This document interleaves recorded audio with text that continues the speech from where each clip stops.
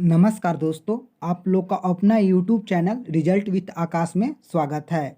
जैसा कि दोस्तों आप लोगों को सी टेट का प्रीवियस ईयर के क्वेश्चन को लेते हुए और संभावित प्रश्न को शामिल करते हुए डेली आपको एक वीडियो दिया जाता है। इसके पहले वीडियो को आप लोगों ने बहुत देखा है और लाइक भी किया है। और दोस्तों कुछ लोगों ने व्हाट्सअप कमेंट भी किया था कि सर पेपर ऐसे ही मतलब कि रोज़ दीजिए जिससे हम लोगों को एग्जाम में बहुत ज़्यादा लाभ हो सके। तो दोस्तों आप लोगों ने जैसे पिछले वीडियो को देखा और अपना लाइक सपोर्ट दिया, वैसे ही इस वीडियो को लाइक कर दीजिए। और दोस्तों निश्चित रूप से आप लोगों को कुछ नया सीखने को आज भी मिलेगा। तो दोस्तों हम लोग अपने बातों को यहीं पर विराम देते हैं, क्योंकि इस चैनल का एक और उद्देश्य होता है कम समय में अधिक कार्य करना। तो दोस्तों शुरू करने से पहले हम लोग महादेव जी का नाम लेते हैं और आप लोग भी कमेंट बॉक्स में हर हर महादेव लिख दीजिए।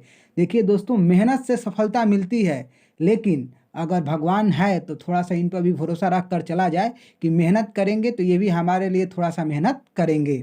ठीक है दोस्तों, तो आइए हम लोग स्टार्ट करते हैं आज के इस श्रृंखला का हर हर महादेव करके। दोस्तों आप लोग इस वीडियो को लाइक कर दीजिए, अभी स्टार्टिंग में आप शेयर भी कर दीजिए, और चैनल से जो लोग बाकी है जुड़ने से वो लोग जुड़ भी जाइए। क्यों? क्योंकि देखिए दोस्तों, आप लोगों के लिए चैनल हमेशा कुछ ना कुछ नया ही लाएगा। और बीच में आप लोग वीडियो को शेयर मत करिएगा। क्यों? क्योंकि आप लोग पूरा देख लीजिएगा, उसके बाद जब आप देख लेंगे तब शेयर करिएगा। स्टार्टिंग में भी आप शेयर कर दीजिए। अपने रास्ते खुद चुनिए, क्योंकि आपको आपसे बेहतर और कोई नहीं जानता। यह दोस्तों बात बिल्कुल सही है। मतलब कि हर व्यक्ति में क्या छुपा हुआ है उसके अंदर, इसको कोई नहीं जानता। केवल वही व्यक्ति जानता है जो जिसके अंदर छुपा है। मतलब आप जानते हैं कि आप क्या कर सकते हैं। पड़ोसी क्या कहता है, दोस्त क्या कहते हैं, इस पर बिल्कुल मन ध्यान दीजिए। यदि आपको लगता है कि मैं कर सकता हूं तो बस बात खत्म, कर सकता हूं तो कर सकता हूं, बाकी साइड्स कुछ नहीं। आइए दोस्तों शुरुआत करते हैं।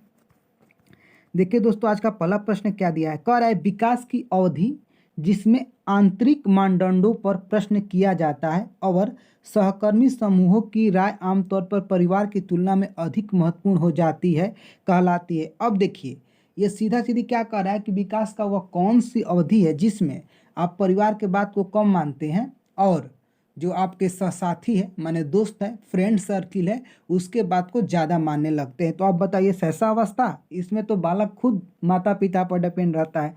पूर्व वाले अवस्था में ही होता है, मध्य वाले अवस्था में ही होता है, बल्कि किशोरा अवस्था में वह समाज के संपर्क में आते आते अपने साथियों के बात पर ज़्यादा भरोसा करने लगता है। इसीलिए स्टेनल हॉल ने इसे तनाव का, संघर्ष का काल कहा है। तो हम लोग दोस्तों, हम लोग का उत्तर क्या हो जाएगा? तो उत्तर तो हो जाएगा हम लोग किशोरावस्था। ठीक, लेकिन कुछ और समझिए। जैसे देखिए सहकर्मी समूहों के विकल्प उनके लिए अधिक उपयुक्त होते हैं किस अवस्था में? तो किशोरावस्था में। और किशोरावस्था में सामाजिक रूप से जिम्मेदार व्यवहार की इच्छा करना, स्वीकार करना, प्राप्त करना होता है। भावनात्मक और आर्थिक स्वतंत्रता प्राप्त करना इसी अवस्था में होता है। आदमी चाहता है कि मैं खुद पर डिपेंड रहूं, खुद पैसा ज़्यादा कमाऊं, ये खरीद लूँ, वो खरीद लूँ। और किशोरावस्था में एक और परिवर्तन आपको दिखने को मिलेगा। किशोरावस्था के दौरान होने वाले एक महत्वपूर्ण परिवर्तन यौन परिपक्वता है, यानी कि जो विषमलिंगियों के साथ मतलब कि वो होता है यौन संबंध की प्रेरणा, तो ये भी इसमें ज़्यादा तेज हो जाती है। तो हम लोग उत्तर क्या हो जाएगा? हम लोग का उत्तर किशोरावस्था हो जाएगा। आइए फिर आगे हम लोग देखते हैं। देखिए अगला प्रश्न क्या दिया है। अगला प्रश्न कह रहा है यह देखकर कि उनका बेटा रवि पढ़ने में रुचि रखता है और 3 साल की उम्र में पढ़ सकता है, ठीक है, उसके माता पिता ने उसे बहुत सारी किताबें दिलवाई। अपने माता पिता के प्रोत्साहन के कारण रवि की पढ़ाई उसकी उम्र के अनुसार बहुत उन्नत थी। उपरोक्त उदाहरण के विकास कि किस सिद्धांत का अनुमान लगाया जा सकता है। देखिए क्या कह रहा है। पहले यह देखकर कि उनके बेटे रवि पढ़ने में रुचि रखता है और 3 साल की उम्र में पढ़ सकता है, उनके माता पिता ने उसे बहुत सारी किताबें दिलाई। उनके माता पिता के प्रोत्साहन के कारण रवि की पढ़ाई उसकी उम्र के अनुसार बहुत उन्नत थी। विकास पूर्वानुमान पथ पर अनुसरण नहीं करता है, ऐसा नहीं है। क्यों? क्योंकि आप लोगों को पिछले वीडियो में ही बताया गया कि विकास में पूर्वानुमान का योगदान होता है। विकास समस्पष्ट होता है, विकास शीर्षाभिमुख होता है, विकास आनुवंशिकता और पर्यावरण के बीच अंतःक्रिया का परिणाम है। तो देखिए इसमें सीधा कह रहा है कि उसके माता पिता यानी कि उसे देखकर किस पुस्तकें दिलाई और क्या कि मतलब कि जब 3 वर्ष का होगा तो बच्चे पढ़ने जाते हैं, यानी कि विकास में क्या आनुवंशिकता और वातावरण का अंतःक्रिया का परिणाम है। यह बेहतर विकल्प हम लोग का है, यानी कि ऑप्शन नंबर 4 हम लोग का सबसे सटीक उत्तर हो जाएगा। आइए फिर कुछ और देखते हैं। देखिए अगला प्रश्न क्या दिया है। अगला प्रश्न कह रहा है क्या, सामाजिकरण के बारे में निम्नलिखित में से कौन सा कथन सही है। अब किसके बारे में पूछ रहा है, तो सामाजिकरण के बारे में। अब देखिए संस्कृतियों में सामाजिकरण का एक समान तरीका है। सामाजिकरण एक जटिल प्रक्रिया है जिसमें कई एजेंसियां बच्चे को उनके जीवन काल में कई बार प्रभावित करती हैं। मीडिया और परिवार सामाजिकरण की द्वितीयक एजेंसियां हैं। द्वितीयक सामाजिकरण सबसे पहले तब होता है जब बच्चे अपनी व्यक्तिगत पहचान सीखते हैं और भाषा सीखते हैं। अब देखिए प्रश्न क्या पूछ रहा है कि सामाजिकरण के बारे में निम्नलिखित से कौन सा कथन सही है। तो देखिए सबसे अच्छा इसमें विकल्प क्या है कि सामाजिकरण एक जटिल प्रक्रिया जिसमें कई एजेंसियां बच्चों को उनके जीवन काल में कई बार प्रभावित करती हैं। बात को समझिए। देखिए अब सामाजिकरण के अंतर्गत क्या किया आता है इस बात को समझिए, पहले मोटा मोटी समझिए। देखिए जैसे हम लोग का मीडिया हो गया, शैक्षणिक संस्थान हो गए जैसे स्कूल हम लोग का हो गया, पड़ोस हो गया, जैसे हम लोग का धर्म हो गया, कुछ और संस्कृतियाँ हो गई, कुछ गेम हो गई, तो ये सब सामाजिकरण है। इन सब चीज़ों से मिलकर सामाजिकरण बना है। तो इसमें देखिए सामाजिकरण के बारे में, सामाजिकरण एक जटिल प्रक्रिया है, मतलब कि इसमें इतने फैक्टर है कि सब जिस क्षेत्र में बालक जाएगा वहाँ पर कुछ ना कुछ सीखेगा। जैसे हम बात कर लें मीडिया की, तो मीडिया वह स्रोत है जिसमें अवलोकन कौशल का वह अवधारणा मतलब कि अपने अंदर विकसित करता है। अब देखिए जैसे शैक्षणिक संस्थान है वहाँ पर जाएगा तो शिक्षण विधियों के माध्यम से कुछ सीखेगा। पड़ोस है तो पड़ोस के मतलब संबंध में जाएगा तो अंतर क्रिया करके कुछ सीखेगा। धर्म के संबंध में जाएगा तो देवी देवताओं से और संस्कृति से परिचय होगा। यानी कि सामाजिकरण एक जटिल प्रक्रिया है जिसमें कई एजेंसियां बच्चों को उनके जीवन काल में कई बार प्रभावित करती है। तो हम लोग ऑप्शन नंबर 2 इसका सही उत्तर हो जाएगा। दोस्तों देखिए ये जो भी प्रश्न अभी आपको दिए जा रहे हैं इनका लेवल बहुत अच्छा है दोस्तों, तो इसके लिए आप लोग आराम आराम से देखते रहिए, घबराइए मत दोस्तों। जो लोग शुरू से बने हैं आज तक उन लोग का इतना हो गया है कि वो डरे ना, एग्जाम में आराम से बैठे और अपनी धैर्यता बनाए रखें। तो उन लोग का मतलब कि जैसे धैर्यता ना खोए तो उन लोग को फेल करने का बस का नहीं, वो लोग पास ही होंगे, वो भी अच्छे नंबरों से पास होंगे। बच्चे दुनिया को लेकर अपनी समझ को सक्रिय रूप से निर्मित करते हैं। अब देखिए दुनिया के साथ समझ विकसित करना, तो आप लोग का अंदर दिमाग में चल रहा होता है, कई बार बता दिया गया कि जीन पियाजे, क्या जीन पियाजे। यह कथन किसके प्रस्तावित किया है, एल ठंडाइक। ये तो उद्दीपन अनुक्रिया के सिद्धांत दिए हैं। इनके 3 नियम है, अभ्यास का नियम, तत्परता का नियम, प्रभाव का नियम। BF स्किनर है ही नहीं, अनुकूलन के सिद्धांत दिए हैं। जीन पियाजे अब पौलाक जी के बारे में आप लोग जानते ही हैं। तो हम लोग क्या हो जाएगा, हम लोग के हो जाएंगे जीन पियाजे। इन्होंने क्या बताया है, इन्होंने बताया है कि बच्चे दुनिया को लेकर अपनी समझ विकसित करते हैं। तो ये हम लोग क्या हो जाएगा, ये हम लोग का उत्तर हो जाएगा जीन पियाजे। और थोड़ा सा जान लीजिए, अब जीन पियाजे जी बच्चों के संज्ञानात्मक विकासात्मक दृष्टिकोण का उपयोग करके कम आयु में नैतिक तर्क को जल्दी विकसित किया करते हैं। मतलब उनका मानना है कि बच्चे कम उम्र में नैतिक तर्क को बहुत जल्दी विकसित करते हैं। ठीक है, उसके बाद देखिए सहयोग आपसी समझ पर आधारित एक नैतिक नियमों के बच्चों की अवधारणा उनके पूर्ण रूप से निश्चित करने की पारस्परिक रूप से सहमति में बदल जाती है। यानी कि समझ लीजिए जब भी बोल दे कि बच्चे दुनिया के साथ अपनी समझ विकसित करते हैं तो वो जीन पियाजे जी का सिद्धांत होगा। यानी कि ऑप्शन नंबर 3 हमारा सही उत्तर हो जाएगा। आइए फिर आगे देखते हैं। अगला प्रश्न देखिए क्या है।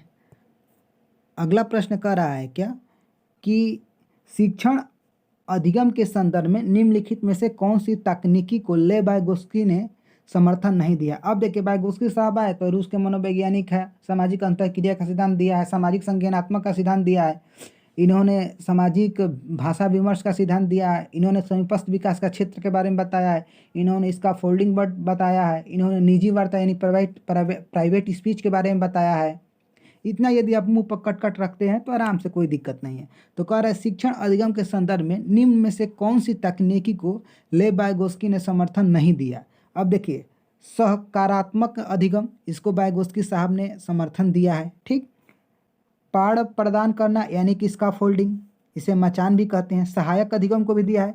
बल्कि प्रतिपादक शिक्षण को उन्होंने महत्व नहीं दिया, यानी कि ऑप्शन नंबर 4 हमारा सही उत्तर हो जाएगा।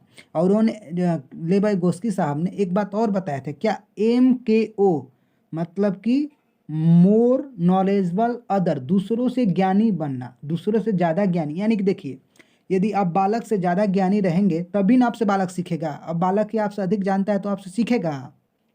तो यानी क्या हो जाएगा, हम लोग ऑप्शन नंबर 4 इसका सही उत्तर हो जाएगा। फिर आगे देखिए,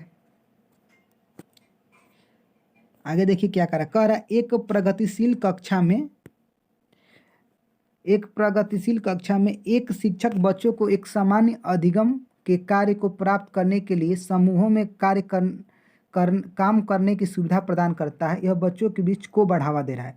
अब देखिए, यह जो कक्षा है प्रगतिशील है, अध्यापक बच्चों को साथ कार्य करने की बढ़ावा दे रहा है, किस मतलब साथ कार्य करने की अनुमति दे दिया है। तो अध्यापक क्या बढ़ाना चाह रहा है, प्रतियोगिता, सहकारी अधिगम, विरोध, विरोध कभी होगा ही, निराशा कभी होगा नहीं, प्रतियोगिता कभी होगा नहीं, सहकारी अधिगम। यानी कि वो क्या बढ़ाना चाहता है, तो साथ साथ बच्चे कार्य करें। यानी कि देखिए यह क्या है, सहकारी अधिगम के बारे में जानिए। इसमें बच्चे एक साथ कुछ सीखने का प्रयास करते हैं, दल के रूप में, सहयोग के रूप में, एक टीम वर्क के रूप में, उसे हम सहकारी अधिगम कह सकते हैं। यानी कि ऑप्शन नंबर 2 हमारा सही उत्तर हो जाएगा।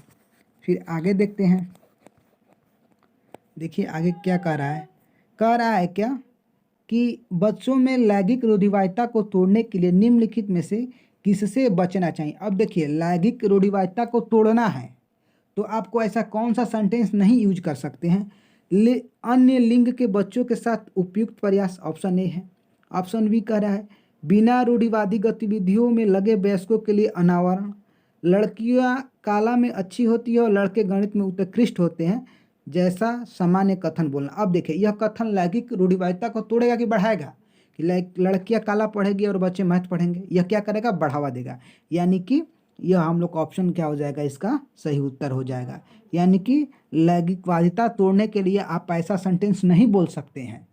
अब तोड़ना है तो आप बढ़ावा तो नहीं देंगे ना। यानी कि ऑप्शन नंबर 3 हमारा सही उत्तर हो जाएगा। फिर आगे देखिए, कह रहा है क्या कि निम्न में से कौन सा सृजनात्मकता का महत्वपूर्ण कारक नहीं है। अब देखिए, कहना चाह रहा है कि किसमें सृजनात्मकता यानी कि क्रिएटिविटी नहीं होती है। मौलिकता तो होता है, अभिसारी चिंतन, प्रवाह, लचीलापन, प्रवाह भी होता है, लचीलापन भी होता है, बल्कि अभिसारी चिंतन नहीं होता है। बल्कि सृजनात्मकता में अपसारी यानी कि डाइवर्जेंट थिंकिंग होता है, न कि कन्वर्जेंट थिंकिंग। दोस्तों, आप लोग को जो सृजनात्मकता का PDF दिया गया है उसे आप पढ़ लेते हैं तो आपका सृजनात्मकता शब्द से जितने भी प्रश्न बनते हैं वो आपके उंगलियों पर चुटके चुटके समाधान हो जाएंगे। अगर आप लोगों में से जिन्होंने अभी PDF नहीं पाया है तो आप जाइए डिस्क्रिप्शन बॉक्स में, आपको व्हाट्सएप लिंक मिलेगा, टेलीग्राम लिंक मिलेगा, आप उससे ज्वाइन होइए। आपको PDF या ग्रुप एडमिन को मैसेज करिए, आपको PDF मिल जाएगा। ठीक है दोस्तों, तो आइए हम लोग आगे बात करते हैं। देखते हैं अगला प्रश्न क्या है। देखिए क्या करा है, अधिगमकर्ताओं की सक्रिय संलग्नता के लिए क्या आवश्यक है। कह रहा है क्या कि देखिए, अधिगमकर्ता यानी सीखने वालों के लिए सक्रिय संलग्नता यानी कि जो ओवरऑल समझ लीजिए ना कि क्या कह रहा है कि जैसे कि बुद्धि की विकास, सक्रिय मतलब होता है कि जो हम लोग की बुद्धि होती है उसके विकास के लिए क्या आवश्यक है, अन्वेषण और पूछताछ। अन्वेषण तो भाई सभी जगह सही है। पुनरुत्पादन और प्रत्यास्मरण। अब देखिए, पुनरुत्पादन और प्रत्यास्मरण मतलब होता है रिकॉल, और रिकॉल को भी आ जाए तो ऑप्शन गलत होता है। संप्रयोग और चिंतनशीलता ये भी सही है। वाद विवाद और चर्चा, यानी कि ऑप्शन नंबर 2 हमारा गलत है। जिसमें 2 नहीं होगा वही हमारा उत्तर होगा। 1 में 2 है, ठीक, 2 में भी 2 है और 4 में भी 2 है, यानी कि ऑप्शन नंबर 3 हमारा सही उत्तर हो जाएगा। क्या, 1, 3 और 4।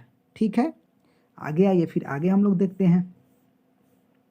देखिए क्या करा है, अधिगमकर्ताओं को एक संसाधन समृद्ध वातावरण में अधिकतम स्वतंत्रता की अनुमति देना और अपने लिए स्वयं की ज्ञान की संरचना हेतु सुसाध्य करना किस उपागम की ओर इशारा करता है। अब देखिए, अधिगमकर्ताओं को एक संसाधन समृद्ध वातावरण में अधिकतम स्वतंत्रता की अनुमति देना और अपने लिए स्वयं ही ज्ञान की संरचना हेतु सुसाध्य करना, अन्वेषण, पाठ्य पुस्तक केंद्रित, गलत बात है।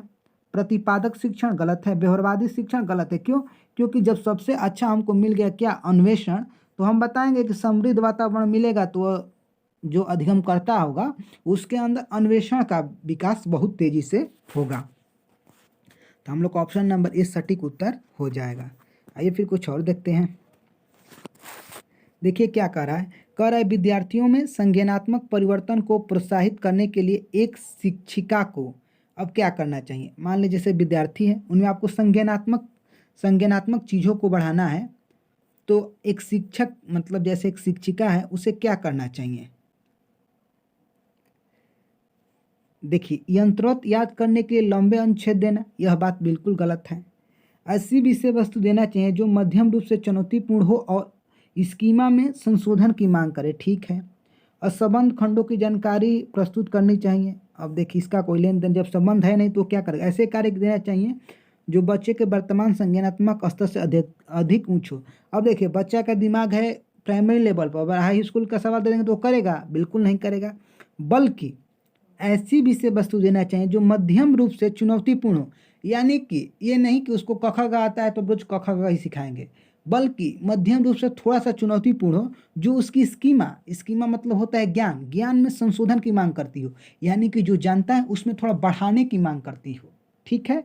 तो हम लोग का ऑप्शन नंबर 2 इसका सही उत्तर हो जाएगा, ठीक है। आइए फिर हम लोग आगे देखते हैं अगला प्रश्न क्या है। देखिए अगला प्रश्न क्या दिया है, कह रहा एक विद्यार्थी को का एहसास होगा यदि वह सफलता का आरोपण आंतरिक मानता है। देखिए यदि कोई छात्र है अपने अंदर मानता है कि मैं सफल हूँगा तो उसे किस चीज़ का एहसास होगा, ठीक। और का एहसास होगा जब असफलता का आरोपण बाह्य मानता है। जैसे देखिए बाह्य मानता है, देखिए जब सफलता को वह आंतरिक मानेगा यानी अंदर से मानेगा तो उसको गर्व होगा, ठीक।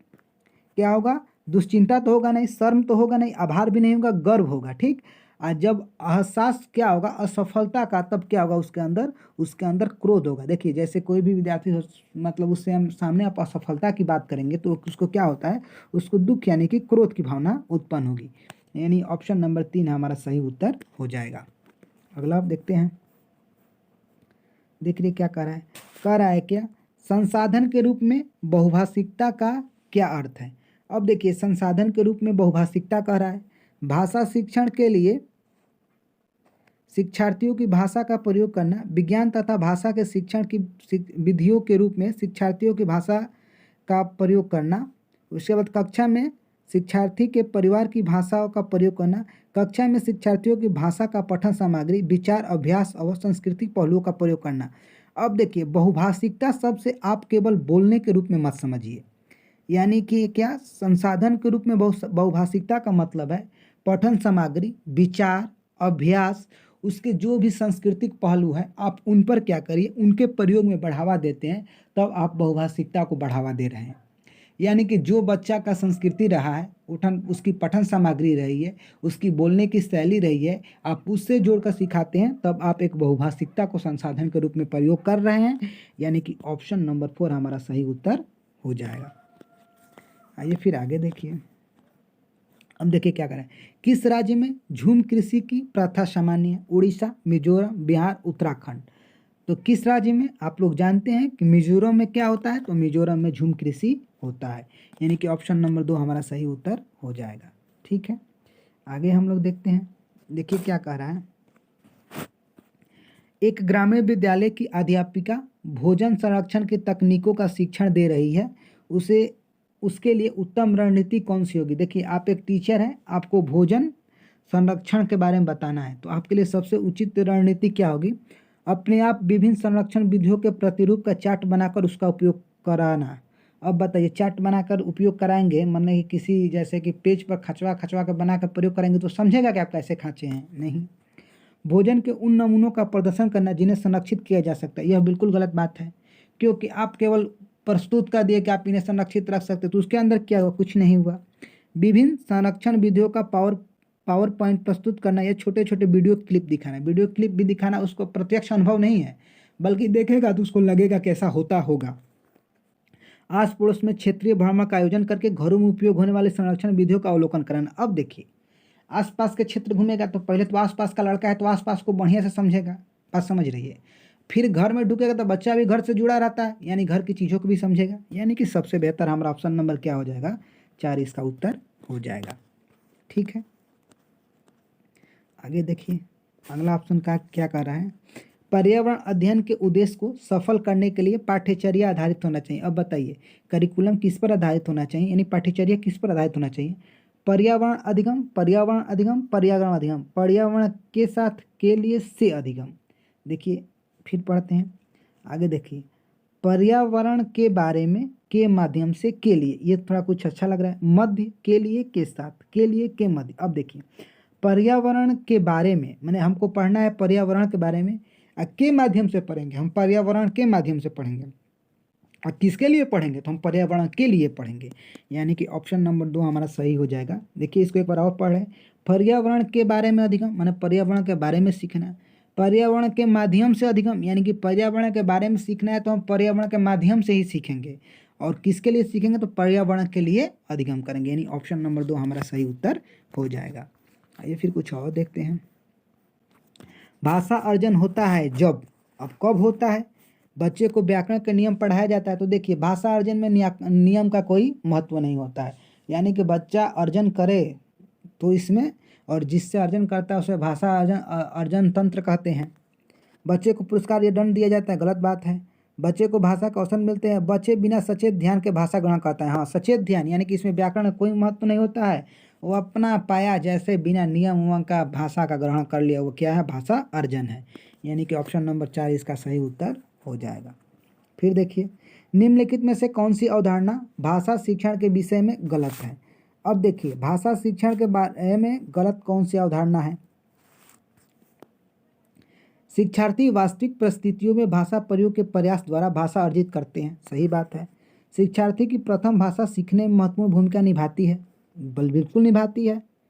भाषा शिक्षण का ध्यान संप्रेषणात्मक गतिविधियों पर होना चाहिए, ये भी बात सही है। भाषा शिक्षण में बोलने की जगह लिखने की महत्व देना चाहिए। अब बताइए, अब भाषा को बढ़ावा दे रहे हैं और यहाँ पर कह रहे हैं कि आप लिखिए ज़्यादा, लिखिए नहीं बोलिए ज़्यादा, यानी कि ऑप्शन नंबर 4 कम महत्व है, यानी ऑप्शन नंबर 4 गलत है। ठीक है, तो हम लोग का ऑप्शन नंबर 4 हो गया। फिर आगे देखिए कह रहा है क्या, निम्नलिखित में से कौन सा कथन गृह कार्य के संबंध में सही है। अब देखिए गृह कार्य अभिभावकों को सम्मिलित करने का सर्वश्रेष्ठ तरीका है, ऐसा कुछ नहीं है कि आप गृह कार्य इसलिए देते हैं कि उसके माता पिता आ जाए। अब माता पिता से आपको क्या मतलब है, उसको क्यों शामिल करना है। गृह कार्य पढ़ाई गई संकल्पनाओं का विस्तार तथा अभ्यास होना चाहिए, ये कुछ सही है। बताएंगे यहाँ अभ्यास का मतलब क्या है। प्रत्येक शिक्षण को शिक्षार्थियों को प्रतिदिन कुछ कार्य देना चाहिए, ये कोई उद्देश्य नहीं है। गृह कार्य शिक्षार्थियों को व्यस्त रखने का एकमात्र, ये भी गलत बात है। बल्कि क्या, गृह कार्य इसलिए दिया जाता है कि विद्यार्थी अपनी संकल्पनाओं को बढ़ाए, और अभ्यास होना चाहिए। अभ्यास मतलब कि रटने वाला अभ्यास नहीं है, बल्कि जो सीखा है उसमें और अपने समझ को बढ़ाए, इस बात की यह बात कर रहा है। यानी कि गृह कार्य पढ़ाई गई संकल्पनाओं का विस्तार और अभ्यास होना चाहिए, यानी ऑप्शन नंबर 2 हमारा सही उत्तर हो जाएगा। आगे देखते हैं हम लोग। दोस्तों हम लोग आज का सेशन कंप्लीट हुआ। दोस्तों आप लोगों को पूरे वीडियो में एक बार भी रुका नहीं गया, तो आप लोग दोस्तों अपने परिवार के लिए अपना सहयोग करिए दोस्तों, क्योंकि यह चैनल आप लोग का ही। आप लोग लाइक कर दीजिए और चैनल से जुड़ जाइए जो लोग बाकी हैं, और दोस्तों जाते जाते इस वीडियो को दोस्तों शेयर कर दीजिएगा। और दोस्तों आपके कोई अपने सहपाठी हो तो उन्हें बताइएगा कि KVS PRT के लिए पेडागॉजी का, हिंदी का, वैसे ही पर्यावरण का, मतलब कि हमारी टीम द्वारा MCQ क्वेश्चन नए पैटर्न पर लाए जाते हैं। तो दोस्तों आप लोग अपने चैनल को सपोर्ट करिए, लाइक करिए, सब्सक्राइब करिए। जो लोग कर लिए वो लोग ठीक है दोस्तों। और दोस्तों कमेंट बॉक्स में ऊपर हम लोग ने हर हर महादेव लिखा, फिर एक बार जाने से पहले हम लोग हर हर महादेव लिख कर दोस्तों जाएंगे। और दोस्तों आप लोग के लिए अगला वीडियो और बेहतर मिलेगा, क्योंकि दोस्तों आप लोग लाइक बहुत अच्छे से कर रहे हैं और देख भी अच्छे से रहे हैं। तो मिलेंगे दोस्तों हम लोग अगले वीडियो के साथ। तब तक दोस्तों आप लोग मुस्कुराते रहिए, हंसते रहिए और अपना ध्यान रखिए साथ ही साथ।